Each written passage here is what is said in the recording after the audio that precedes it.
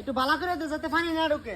ওই আব্বা হ্যাঁ আমার 1,500 টাকা দাও। আমার কাছে কোনো টিয়া মেয়া নাই। টাকা নাই মানে তুমি না দিলে কাটা দিব। কাজ কামের লাগে কোনো নাম নাই, খালি টিয়া টিয়া।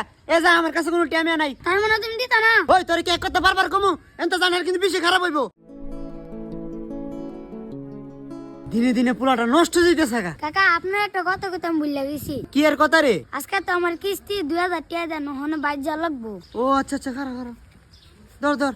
আচ্ছা কা আমি যাবো আর আমু। আচ্ছা তাড়াতাড়ি আইস। মিয়া ভাই কি করতেছেন? এটা কি তোর কল লাগবে? কাহার কতই কষ্ট হয়েছেন না? ওই তো আমার সামনে হিলার কথা কইছ না। আচ্ছা কইতাম মা, কিন্তু কি 2,000 টাকা বাড়াইছে, এটা কি করতাম? ইটিয়া কাটা দিছে কাকা, আমার কাছে দিয়া পাঠাইছে, আপনারে দিতাম। মিয়া ভাই বিশ্বাস করেন, আপনার বাপটা কিন্তু মানুষ হিসেবে অনেক ভালো। আপনার লিয়ে কত চিন্তা করে। আচ্ছা থাকেন, আমি জায়গা কাহা কি রে আইছস? কাহা আর একটা সমস্যা তো হয়ে গেছে গা। বুঝতে পারছি, আরো টিয়া লাগবো না? কাহা তো আমার বেতনটা দিলে নইলে আজকে দিলে অনেক উপকার হতো। আচ্ছা খারাপ, আমি দিতাছি।